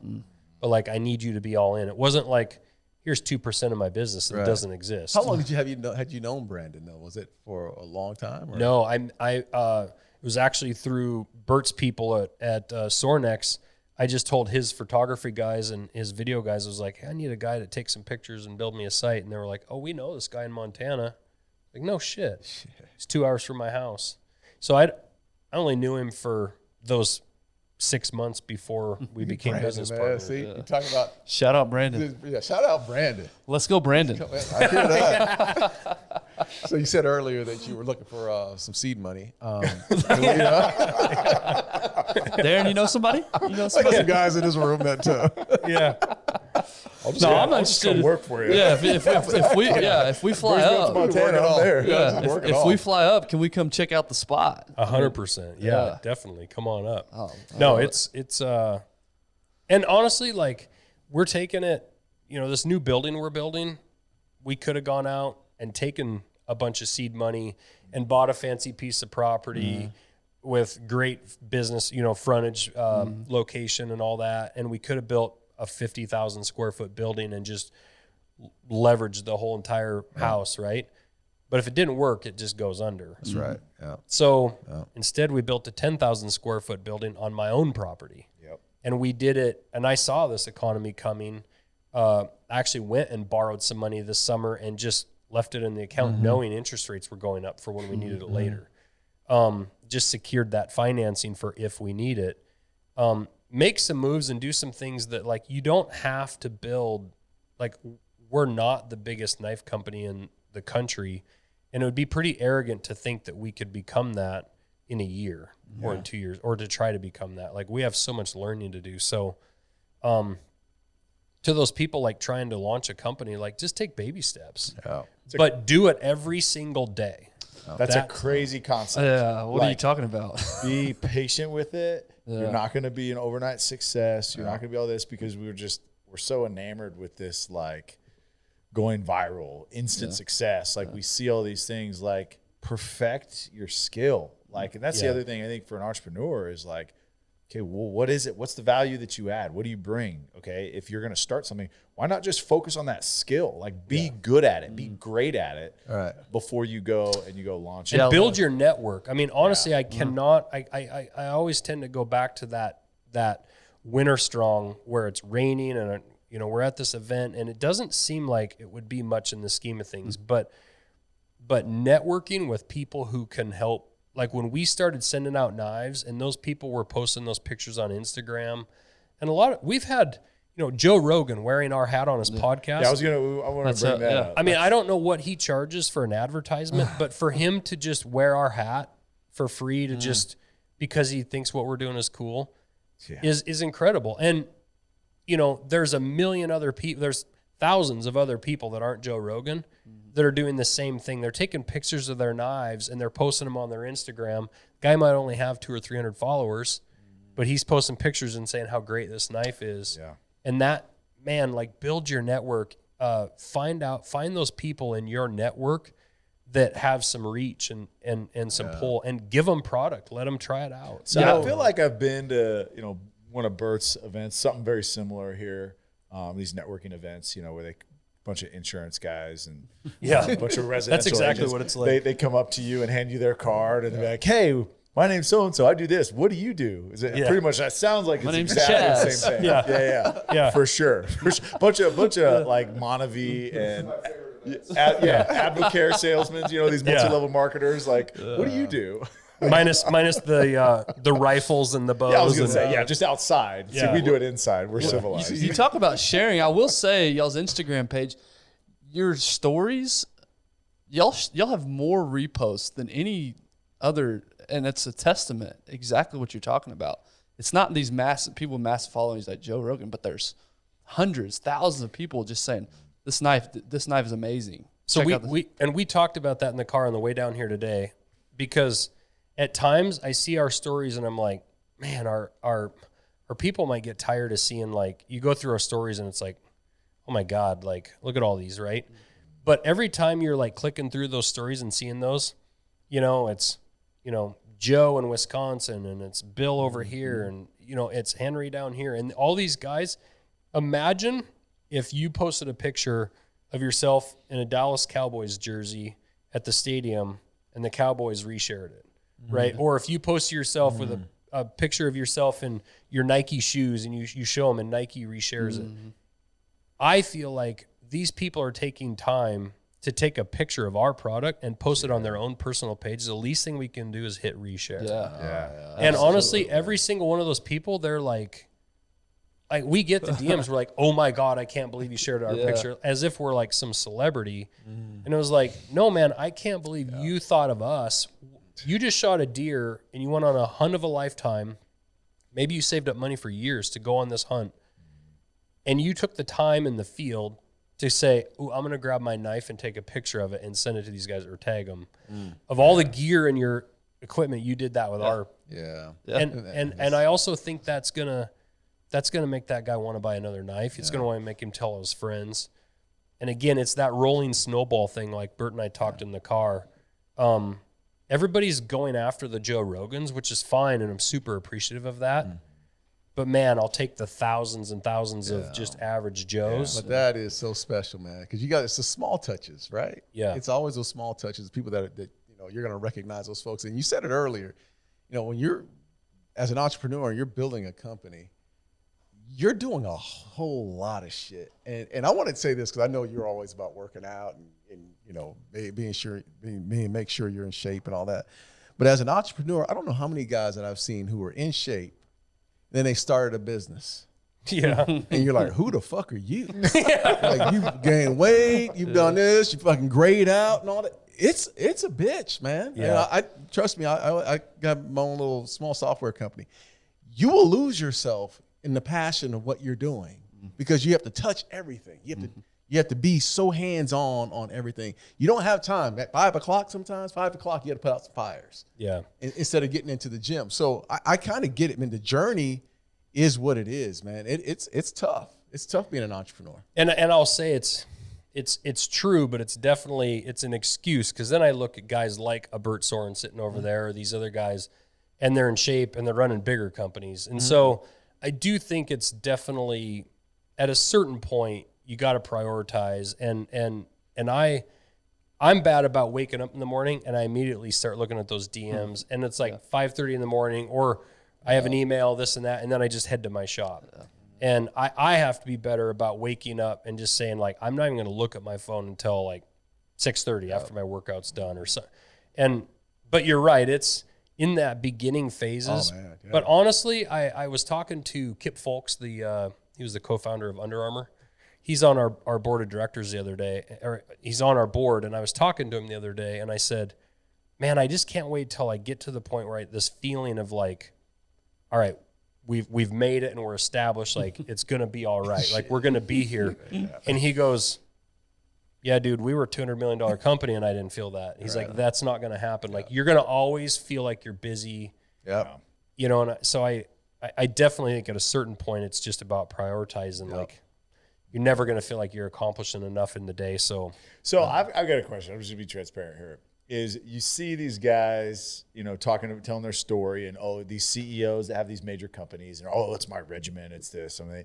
How much of that do you think is actually BS? Like I think some guys are disciplined, but like, how much of them are really like, hey, I get up at 4, I don't look at my phone until 6, I do my meditation, I do my workout. I mean, do you think that they've done it like a couple times and they pass it off as like every day, or do you really think that like these guys are actually doing it? I mean, I'm sure there's guys that definitely aren't, but I know a bunch of the people in our circle. Like, I'm friends with, you know, some of these Black Rifle Coffee executives. Yeah. I can guarantee you when Jocko's posting that picture of his watch, he's doing it. It's legit.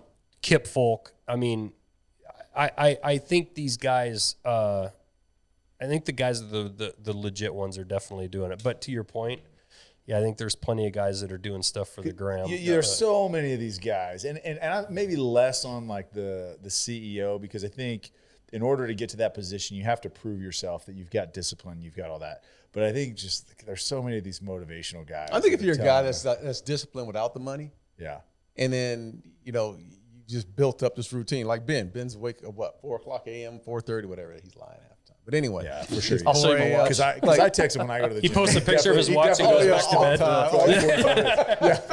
I flip the light on, snap real quick, turn it off. Yeah. But you'll see, he's consistently, he's consistently up. Now, this has been who he is. Right? He's not going to change when he has money in his pocket. It's just, it's who he is. He's built a foundation of being that. And I think that's what you see. And even in sports, man, you see guys who've been highly successful. Deion Sanders, you love him or hate him, he's an early morning guy. He's been disciplined all his life. He doesn't drink, doesn't smoke, doesn't cuss. That's who he is. Now he has money, and he's even more so the same person. It's just, the money doesn't make you do whatever. You are what you are. Yeah. And it just elevates what you've been doing. You look at like Shaquille O'Neal. Yeah. I mean, that guy, got more money than anybody, and he's still working hard in his day job. Plus, like, the guy's posting pictures. He's got a 6-pack, like he's working out in the gym. He looks great. Yeah. Ripped. Yeah. I mean, clearly there's guys. Because he moved to North Texas. That's why. It's a good move for him. Yeah. Yeah, I definitely think there's those different breed of discipline for sure. Yeah. When you talk about feeling like you've made it, feeling like you get there, and we've had this discussion. There's actually a book you need to check out. It's called The Molecule of More. It's all about dopamine, and it'll explain exactly why. It's a good thing that we don't have that feeling. That feeling of I've made it, right? It's a constant reach for more. And some of us have more of it than others, and some of us we're blessed with more of that than others. And yeah, I'm totally like you. It's like, man, it would be great to relieve the stress. Yeah. But it makes you what you are. Yeah. And it's why you're so successful, because you don't have that. For sure. No, and back to your, to your Instagram and the social media part of it, like, social media is just a reflection of who you are. I mean, you can follow and what you're seeing in your feed, and you can follow exactly what you want, and you can use that. It's just another tool that frankly is extremely powerful or can be extremely damaging. Yeah. And social media for us has been phenomenal. Like, I used to make knives and wait for months to go to a knife show to talk to my heroes. And I can engage with my heroes every day. Right. I can talk to Bert, or I can DM with, I get to DM with Joe Rogan. Like, who gets to do that, like, without social media? Right. Like, it opens up the world so much. And I used to have to go to a knife show to see a couple thousand people, or get lucky to get an article in a magazine. Social media, you can control your own destiny. Right. You can build your own following. You don't have to wait for an article, a newspaper writer to write an article about you. So it's such a powerful tool, and it can be, that whole idea of, if you want to be an eagle, don't hang out with the crows. Like, who do you follow? What do you put out there? What image do you project? Yes, it's our human highlight reel for sure. And that's the other thing people need to realize. Like, we, even though we're even at MKC and myself, like, you're projecting all your best things, but like, people need to also realize that other shit they have going on in their life, the rest of us have too. Yeah. Divorce, 4 kids, they're all in sports, you know, daughter's got a boyfriend or whatever. But you have to still continue to compartmentalize and push through that stuff. Yeah, talking about the future, and you know, you guys just went into and launched your culinary line, and that went fairly well, I would say. Yeah. Tell us about that. Did you see that coming? That type of reaction potentially? No, I'm always struggling to try to figure out what the demand will be, and I'm kind of ultimately super pessimistic because I'm always just like, it would be arrogant, I think, for me to just be like, I'm going to go make this many thousands of knives and they're going to sell. I'm always like, I just made this many knives. Holy shit. I hope half of them sell. How many fit in my truck that I could go sell? Yeah. And so it's always hard because we make everything ahead of time. I am not going to take pre-orders, and people would love us to do that, but I am not going to take your money until I can mail you something. And I also don't want the pressure from our customers saying, dude, I sent you money. Where's these chef's knives? Well, they didn't turn out how I wanted, so I'm redoing them. So I'm only going to drop stuff when it's ready. But yeah, we dropped those chef's knives. We put together a bunch of sets, and it doesn't even sound real, but yeah, they sold in like 18 seconds. That's insane. Our last drops, I mean, most of our drops have been lasting now around an hour or so, but we've increased our numbers. There were a lot of our drops that were 4 or 5 minutes. What's wrong with you? Struggling an hour? Yeah. I love your website, how they've got the ticker, and it's like, all right, next knife restock. Like, how many companies like have to have an ongoing countdown to when it's going to become It's got to be available? fun, though. I mean, that is freaking awesome. No, it's amazing. And we sit around at night, like we have our group chat's called Team MKC. It's all of our employees.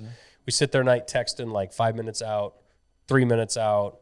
And it's honestly, every single drop to me feels like the first one. I mean, it's super before. Yeah, like, oh my God, I don't think anything's going to sell. And, you know,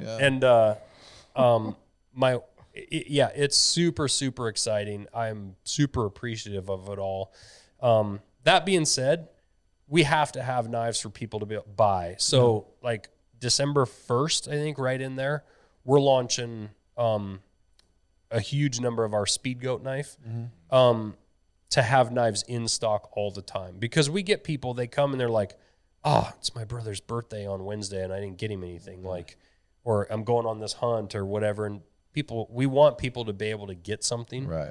We're going to keep doing drops with stuff, and we have lots of new stuff coming. But kind of our real OG knives, we're going to have those available in stock. Awesome. So let me ask you, did your kids go through the journey with you? They saw you. Yeah. I mean, I want to go back to it because you have 4 kids, right? Yep. And they've seen, you know, the highs and the lows. Yep. How are they going through this? Are they working with you right now? I don't put on any pressure on them. They always know it's out there. Right. If there's always stuff they can do. And yeah, they help out, especially in the very, very beginning. I mean, if you have one of our first 200 knives, it's very likely that my 13-year-old daughter hand ground a lot of those handles. No way. Yeah, like she screwed a lot of them up. She's cost me a lot of money. I came home from my lineman job one day and my wife's like, we ground 70 handles today. I was like, wow, that's amazing. Thank you. Like, amazing. She's like, yeah, Sadie did an amazing job. And I went out there and I like start looking at them and every one of the handles is like at a like 30-degree angle across the top. And I'm like, oh my God. And I reground all 70 that night. And I went in the house and said, good job, honey. You did great. I love you. Thank you so much. But don't ever do it again. Yeah. Call me next time. I may have a little something different for you. But no, they've been helping. My daughter, my little 12-year-old, she loves to help package. And we used to write all of the model names and stuff on the box. Now we have QR codes and stickers and stuff. But she loves putting those stickers on. But she used to handwrite on there. Oh, man. Blackfoot. Probably half of those were spelled wrong. That's awesome. So it's cool. And I hope, like, honestly, I mean, it's like anything, right? Like, if you're playing in the NFL and it's like, do your kids think that's cool? And it's like, I don't know. My dad does what he does, right?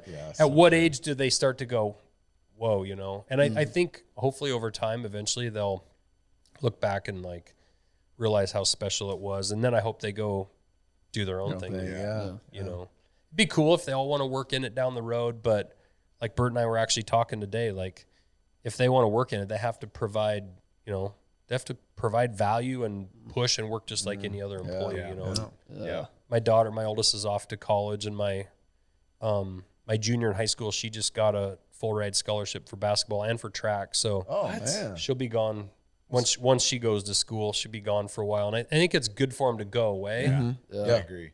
And then maybe eventually they'll come back. Yeah. Maybe not with some random dudes in a Cadillac to Oregon, but, but it's a good experience. I got just a Montana question. By the way, Don't move there. It's terrible. I was gonna say, by the way, That's where I was going. this is the biggest Montana lover since Yellowstone came out. I grew up in Fresno, so like Sierra Nevada. So I grew up in the mountains. Like I would pick mountains over ocean every day of the week. Yeah. But I mean, where you're at, you're not far from Darby, right? Yep. And so Darby is where they film Yellowstone. Yeah. I can only imagine what it has been like, the change that you've seen in the last 4 years or so since the show's been on. What it's been like, people, especially my native homeland of California, all of them wanting to go to Montana. What has it been like, kind of with that? Everybody's glorified rancher, which I'm one of those because I want to be a rancher now. Yeah, you combine Yellowstone with COVID, and it's like a tornado hitting a hurricane. Yeah. Yes. Yeah. Yes. A lot of, I mean, just since 2020, the amount of people that are moving in, the home prices. I mean, I can't. Around our area, it's hard to touch anything for $600,000. I mean, it's. I mean, I look at land up there, and I'm like, this is like expensive, like North Texas land, like and North Texas has exploded.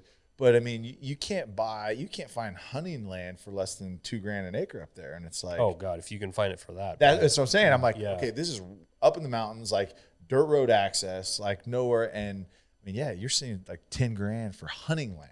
Yeah, and it's like, it's insane. Yeah, it's a beautiful area. I will say, driving over here today, I called my wife and I asked her what she was up to, and she was shoveling snow. Yeah, I was it's almost 80 here. She's like, shut up, I don't want to talk to you anymore. I was just gonna say, I would love Montana for about 2 months out of the year, I think, and then I'm such a wimp. But you can't beat the scenic views, man. No, I mean, and I've never been. I'll just seeing it. Yeah, on I've never TV. been either. It's just beautiful. Yeah. It's gorgeous. I mean, it really is. We have, rivers. I can leave my house and be on my raft fly fishing in 10, 15 minutes. I can leave my house and be elk hunting in 10 or 15 minutes. My wife and I'll take the horses, and we went on a ride this summer, and I told her, like, we take it for granted, but like we leave the house and 2.5 hours later, we'd climb 2,500 feet in elevation. We're on top of a mountain looking down on our house. I mean, and the amount of public land there it's insane. Like millions of acres of public land. Yeah. You can take your kids out hunting. It's a phenomenal place for sure. It's BLM, not the BLM that you subscribe to. BLM, the black Yeah. It's not that one. Bureau of Land Management. Yeah. Oh, okay. Yeah. So we're all on the same page. No, it's it's an incredible But don't move place. there. Yeah, no, it's terrible. Loud and clear. It's It's awful. terrible. Super cold. Yeah, super it's miserable. expensive. Yeah, snow's really heavy there. It's awful. We were about to start having a Montana chapter. Honestly, I think. though, our last start it. Yeah, our last. So few you guests guys have need all to come been- to Montana and come on my podcast. Yes. Yeah, we Yeah. do that. Do that. And we'll shoot some guns. Out in my field, we can shoot about 350 yards. We can shoot guns, and we could go fishing if it's summer Oh man. or whatever. So it'd be fun to have you guys up. What do you fly into? Missoula. Missoula, We'll have to where wait I'm till next closest summer to. though, because And there's a direct flight. cold. I mean, my flight here tomorrow is direct home. Is it? Yeah.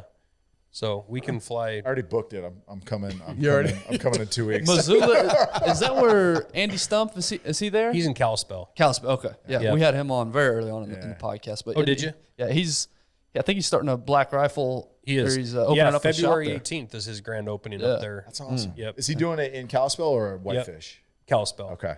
Yep. Yeah. Yep. Kalispell's about 2 hours north of me. That's where my business partner lives, Brandon. Nice. No, Andy's a great dude. So your town is where and what? Just west of Missoula, 15 miles. Okay. It's like right in the center of the state, but to Closer the west. to Idaho, right? Yeah.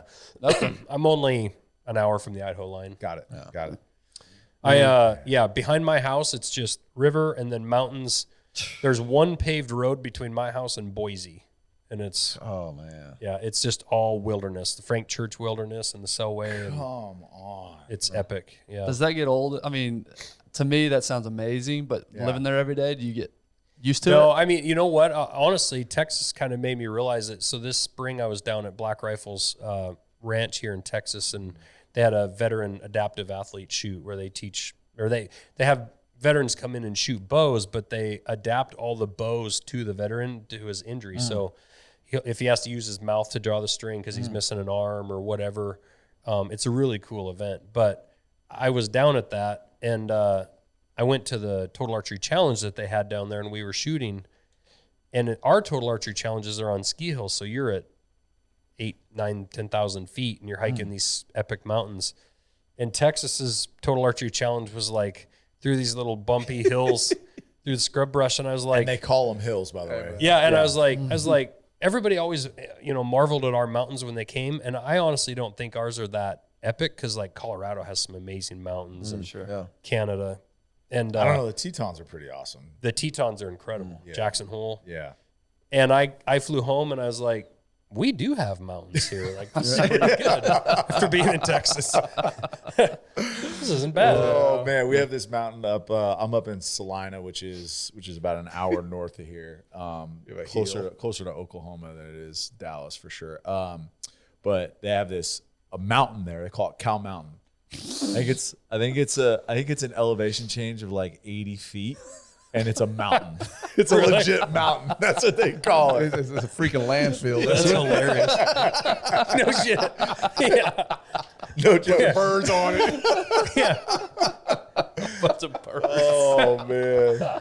Oh my gosh. I love it. We know we got to let y'all hit the road, man. This was so much fun. Yeah, it was. And, No, it was awesome. I appreciate you having me on. Your story is very encouraging, very inspiring, and because it's real and it's not like a go-getter, motivation speech. Like, it's a true story of encouragement of just staying with it and never letting that dream fully die. And I love the question you ask people is, how many hours are you giving to it a night? Yeah. I love that. That's such a good question to ask of, you can do the things that, you can perform your duties, but then pursue that thing on top of it, if it's something you're really after. And I think that's the biggest thing I took away from your story. There's 24 hours in a day, and you only work a third of them at your job. So that's 2/3 of your day that's available to start to build your dream. Damn, I love that. You know what? The thing that I've taken away meeting you and going through this conversation is, and I hope that maybe entrepreneurs or someone that's like trying to figure out what their purpose in life is and what they want to be doing is.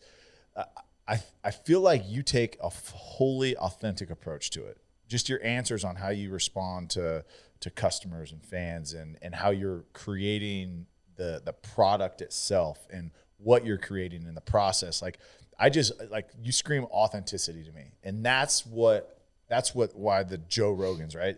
I mean, those guys, Bert, I mean, you guys are around people all the time that have big names or have big followings. Like, you can cut right through the bullshit. Mm-hmm. And one of the things that just kind of screams to me, man, is just authenticity. And that sells today in this culture because it's so hard to find. Mm-hmm. If you want to build something worth building, build it authentically. Don't try to be somebody else. Don't try to be you, be real, and stick to your principles that you believe are important. 100%. Yeah. No, I appreciate that. That means a lot, because that's something that it's super important to me that, like, I'm not anything really special. I'm not anybody really special. I just do what I do. And I honestly think other people have that. I think they have that in them. And too, like, if you're trying to find what it is that you are inspired by or want to do, like, try a lot of different things. Man, like, especially when you're young and you're getting out of high school, if you don't want to go to college, like, at any point in history, more than ever, you can get a job sweeping the floors at a place and be the marketing director in 8 years. Like, people will train you how to do what they need you to do. Like, and if you don't like it, quit. I mean, my own daughter's in college and doesn't know what she wants to do really, but I've encouraged them, like, hey, if you decide school's not for you, that's fine. But, like, leave home, go get a job, take a chance, and work a lot of different things. And I spoke to a high school. I've changed my profession now, 3 or 4 times between doing the dirt work stuff, being a knife maker, I actually got a job when I was at Northwestern Energy, was first on the gas side to become a welder. And then I jumped over to the electric side and became a lineman, and then back to Montana Knife Company. It's 5 times since I graduated high school. Mm-hmm. And everybody thinks I've just had it figured out. Like, you just been a knife maker since you were 11. Like, I think that's it. I mean, talk to the guys like myself. Like I'm getting close to 40, and it's like it's never too late to follow something that you really believe in and are passionate about. Yeah, just being resilient. Yeah, I mean, Darren going through a divorce, and then losing your dream for a while, and going back to being a lineman, and then house burning down. I mean, you've overcome so much, man. But I think the one thing I really got out of this today is you said that you made some knives that didn't meet the bill, and that you didn't put them out there because they had some imperfections. Right. And I know what you're thinking that I'm going to say, but what I'm going to really say is this: those knives that didn't make make that list, you can send them to us. So we will take those some bitches in a heartbeat. Like, won't we? We won't advertise. You thought I was going to say morally you did the right thing. I appreciate that. I respect that. What an idiot. On second thought, I will take a pre-order for those. Tell you what, send me a check. 3% discount on it. Send me a check and we'll see about the delivery date. No, man, we had a great time, man. Seriously. Yeah, great time. Really good time with you. Bert, you're next. Come on. Thank you, guys. Thanks again, thank Josh. you. Really appreciate it, man. Thanks, everybody.